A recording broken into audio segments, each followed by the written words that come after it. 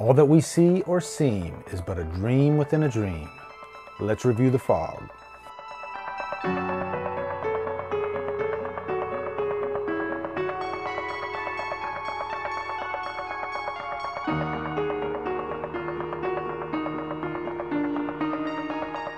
The Fog stars Tom Atkins, Jamie Lee Curtis, Adrienne Barbeau, and is directed by John Carpenter. What's up, guys? By far, one of the most requested movies I get is The Fog to review.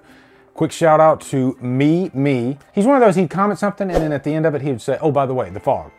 I get a few of those. And then also this is a Patreon request for Patrick Thorpe. He also requested I do The Fog. And amongst probably 100 others. So I'm looking forward to doing this one. I actually did a Drumdums watch of The Fog on VHS like probably a couple years ago. But I'm really looking forward to digging deep into this one. This is one of my favorite Carpenter films for good reason.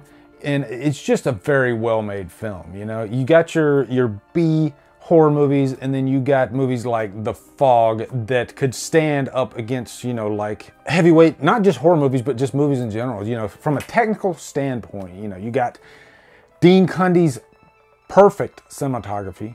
You got John Carpenter's excellent direction. You got A-list actors in there like Jamie Lee Curtis. Janet Leigh's in this thing, Adrienne Barbeau. So a lot of great things about this movie. But first, quick plot synopsis. Now, this is a good old-fashioned ghost story, and it happens to be probably my favorite ghost story of all time. But the story here is that 100 years ago in Antonio Bay, there was this ship that was ransacked, and pretty much everybody on the ship was killed, and all their gold on the ship was stolen to pretty much build the town Antonio Bay. And so there's always this celebration and everything. So 100 years later, the ghosts of the victims of that ship come back and they get revenge on the descendants, the ancestors. Now, first off, gotta talk about that opening with, you know, the old guy. He's almost like talking to us, you know. Time 11:55. Time for one more story. 11:55. Almost midnight. Enough time for one more story. One more story before 12. Everybody likes sitting around a campfire and just telling ghost stories. And that's pretty much how this movie sets everything up. It tells you a ghost story. It tells you the story of what happened 100 years ago. And then Carpenter's score comes in. And by God, this is easily one of Carpenter's best scores, if not most memorable. There's just something so unique about the score of The Fog. There's just this huge sense of dread.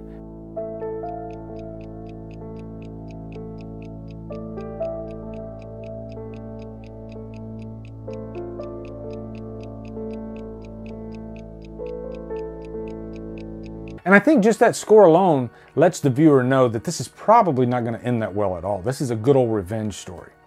And this is a perfect example of what I was talking about with, you know, the Scream Stream crew when we were doing the horror awards. Brian Lomax was talking about how he likes hope in horror movies, you know, just to be a glimmer of hope. And I agree with him to a point. But then I stated that there are some times where we don't want hope at the end of a horror movie. Depends on the story. Sometimes we want that grim ending, and that's what The Fog gives you. Right at the beginning, it gives you that in the score.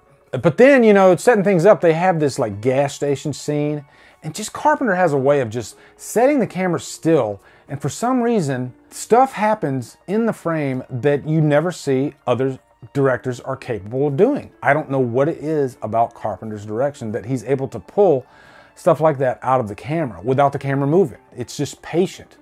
And you're just like waiting in the frame for something to happen.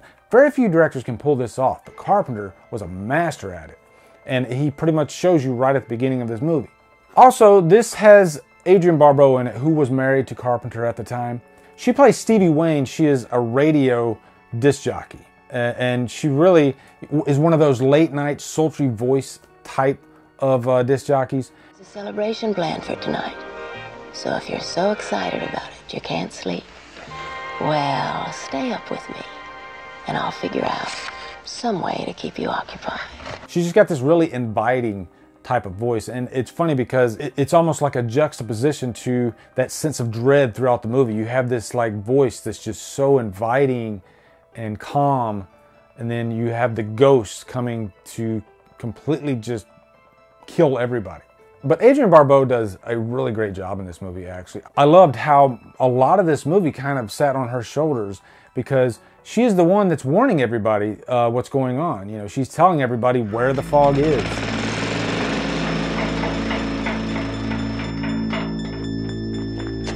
Andy, get out of the house! Mrs. Covert's get him out of the house! Please, run! I think maybe we better. And so without her, then there would really be no hope.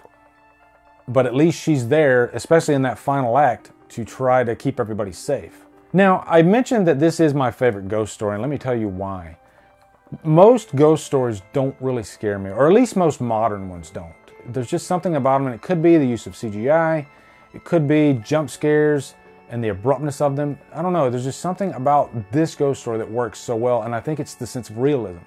The ghosts are played by actual humans. Rob Bottin, who was a special effects guy on The Thing, created all the effects for The Thing. He played Blake, the main ghost in this. And if he is not menacing, I don't know what is. You know, and I think this is where the remake got it wrong, because the ghost was like this apparition. It was see-through. No, these ghosts look like you could reach out and touch them, but they reach out and touch you. And they have this like slime all over them, and they're dripping wet, and they got these hooks, and you know, these fishing tools.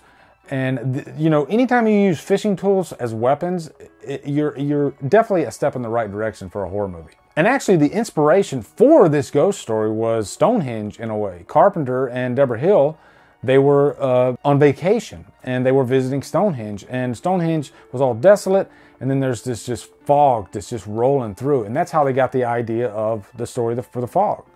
And just visually speaking, you know, a fog bank, there's just something creepy about it, you know? Even when you and me, when we're driving in the morning to work or something like that, and sometimes you can't see 2 feet in front of you, there's something creepy about that, you know? There's something dangerous about that, and I think using that in this movie makes it work. Also, gotta mention Tom Atkins and Jamie Lee Curtis are in this. Tom Atkins actually plays Nick Castle. That name might sound familiar. And then Jamie Lee Curtis plays Elizabeth. She's really just this hitchhiker, and Nick picks her up, and then very quickly they get into the sack together. I think Jamie Lee Curtis wanted this role because she wanted to kind of get away from that goody two-shoes type of character that she played in Halloween. Plus, if I'm being honest, she was having a tough time getting work at the time. John Carpenter kind of threw her a bone, and you would think after doing a movie like Halloween, it would be easy. But this is really the first movie she did after Halloween, and luckily John Carpenter gave her, you know, saved her. But one of my favorite scenes involves Jamie Lee Curtis in this, when she's actually sitting, you know, this is after they go investigate the boat, and there's a nice little scare scene in there. But then when they get back, and she's sitting in this hospital, and then there's this gurney behind her with the body that they found, and the body like slowly rises up and starts like, you know, creeping towards her. That scene to me is Carpenter perfection.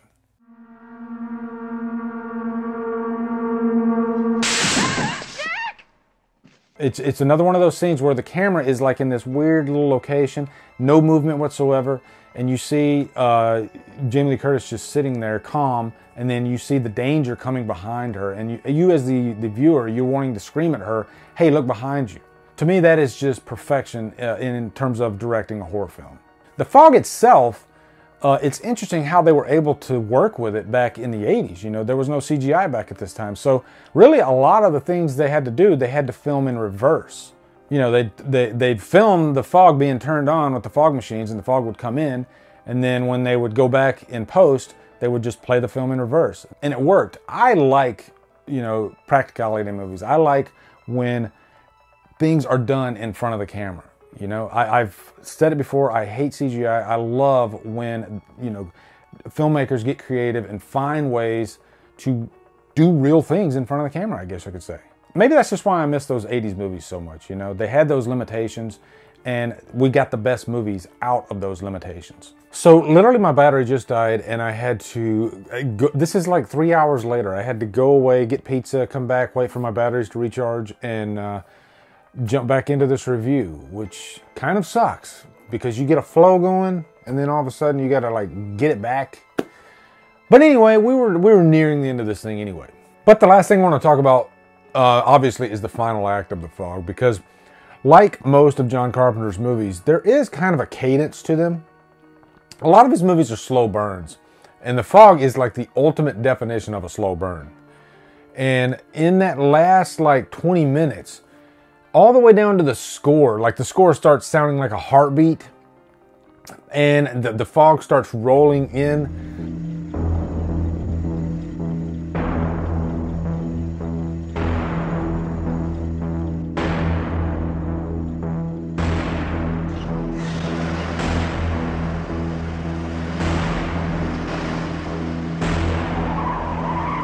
First off, it's rolling into Stevie Wayne's house, going after her son and the babysitter. But then eventually the fog chases them to the church. And that iconic church, that iconic scene with Hal Holbrook in there. By the way, I love that scene where he just kind of pops out of the dark, out of nowhere. Hilarious. Father Malone? Jesus. But this scene is just like so intense. You have pretty much all the characters, the main characters, are all just holed up in this church. Then the fog rolls into the church, and then you got Blake and the gang coming in, and the only way they can stop them is to give them back the gold, which they do. But of course, we get that genius ending. After all's said and done, they're still going to get their revenge, and that's what they do to Father Malone. Father Malone thinks he's safe, he thinks they're gone, and then all of a sudden the light comes back in. Thank you, Mr. Dean Cundy. And then the fog comes back in, and Blake comes up, and then you get that just last little strike across the neck, and then boom, the credits roll. Guys, in the end, The Fog is probably one of the most underrated Carpenter movies, one of the most underrated 80s movies out there. It shocks me that it didn't perform that well at the box office, but then again, the thing didn't perform that well either. So, you know, I think The Fog was way ahead of its time. I think it is really one of the scariest ghost stories I've ever seen. I'm not even like a big ghost story type of guy, but man, The Fog is just fantastic. Obviously, I'm giving this movie Trapped on an Island. It's quintessential Carpenter. If I had to do a Carpenter ranking, I think it would probably make the top 3, you know, somewhere in there. It's just a fantastic film. But thank you all for asking me to review The Fog. I'm glad I finally did it. And by the way, I actually did a poll too for The Fog and Slumber Party Massacre.